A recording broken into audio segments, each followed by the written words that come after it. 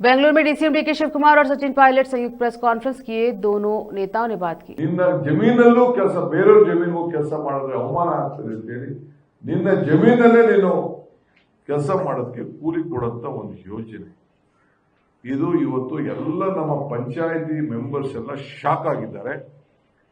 ನಮ್ಮ rural development minister Priyank Kharge ಅವರು ಈ ವಿಚಾರಕ್ಕೆ ನಾಳೆ ದೆಹಲಿಯಲ್ಲಿ ಒಂದು ಮೀಟಿಂಗ್ ಕರೆದಿದ್ದಾರೆ. ಒಂದು ದೊಡ್ಡ ವ್ಯಾಖ್ಯಾನ ನೀಡ್ತೀವಿ, ಚರ್ಚೆ ಮಾಡ್ತೀವಿ. ಇದು ರಾಷ್ಟ್ರದ ಇಡೀ ವರ್ಲ್ಡ್ ನೋಡ್ತಾ ಇದ್ವಿ ಇಂಥ ಕಾರ್ಯಕ್ರಮ.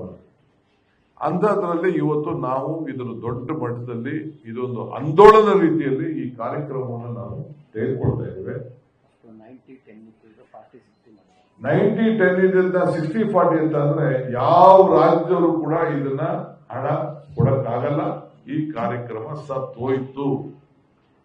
ಇದನ್ನ ಸಮಾಧಿ ಮಾಡಿದ್ರು, ಕೊಲೆ ಮಾಡಿದ್ರು. ಇದರಲ್ಲಿ ಯಾವ ತರದ ಕಾರ್ಯಕ್ರಮ ಇದು ನಡೆಯುವುದಿಲ್ಲ. ನಾನು ಸಾಮಾನ್ಯವಾಗಿ ಯಾವುದೇ ಆಗಲಿ ಕಾರ್ಯಕ್ರಮ ಕಾಂಗ್ರೆಸ್ ಪಕ್ಷ, ಕಾಂಗ್ರೆಸ್ ಸರ್ಕಾರ ಸಂವಿಧಾನದ ಹಕ್ಕನ್ನು ಕೊಟ್ಟದನ್ನ